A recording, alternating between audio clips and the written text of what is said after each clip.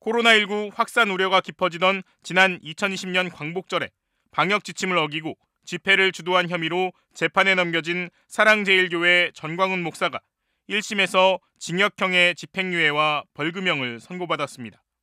서울중앙지법 형사합의 25부는 오늘 집회 및 시위에 관한 법률 위반, 감염병 예방법 위반 등 혐의로 기소된 전광훈 목사에게 징역 1년 6개월에 집행유예 3년, 벌금 450만 원을 선고했습니다. 함께 집회를 주도한 혐의로 기소된 김경재 전 한국자유총연맹 총재와 보수 성향단체 일파만파 김수열 대표는 징역 6개월에 집행유예 2년을 선고받았습니다. 재판부는 당시 코로나19로 전 국민의 활동이 제약되고 수많은 의료진과 공무원이 헌신적 노력을 기울이던 상황이었다며 금지 조치로 집회의 자유가 침해됐으나 공공복리를 위해 불가피한 조치였다고 설명했습니다. 이어 전 목사 등은 사전에 대규모 집회 금지가 예상되자 다수의 소규모 집회를 신고한 뒤 집회를 소규모로 한다는 명목하에 대규모 미신고 집회를 개최했다며 국민적 노력과 희생을 도외시한 점을 비춰볼 때 피고인들의 죄책이 무겁다고 지적했습니다.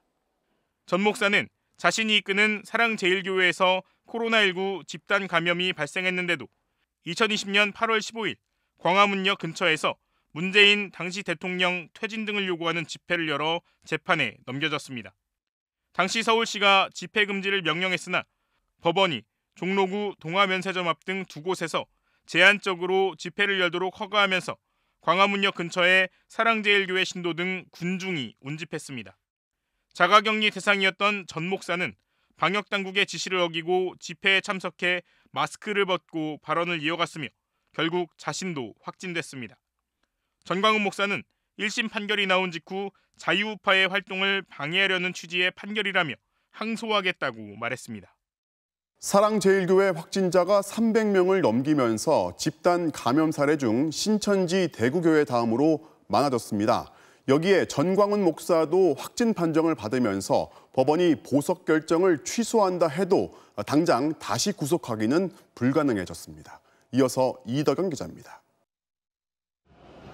방역당국의 자가격리 통보를 무시한 채 이틀 전 광화문 집회에 나타난 전광훈 목사. 마스크도 쓰지 않은 채 자신은 병에 걸릴 리가 없다고 주장했습니다.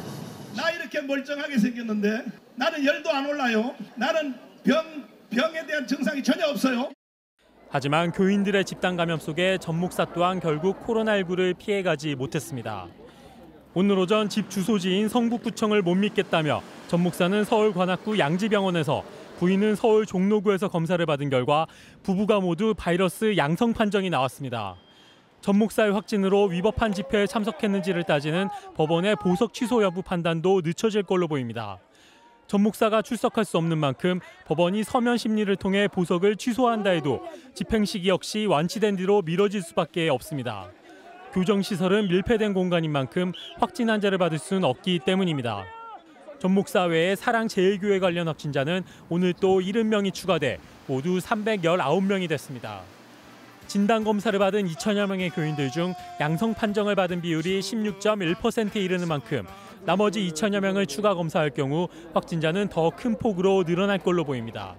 콜센터, 방문요양센터, 요양병원, 어린이집, 학원 등 추가 노출 장소에 대해서 지속적으로 역학조사와 접촉자 관리가 진행 중에 있습니다. 방역당국은 여전히 연락이 안 되는 623명의 신도들에 대해 경찰의 협조를 받아 추적에 나섰습니다. 또 격리에서 이탈하는 등 방역을 방해할 경우 무관용으로 처벌하겠다고 밝혔습니다. MBC 뉴스 이덕영입니다.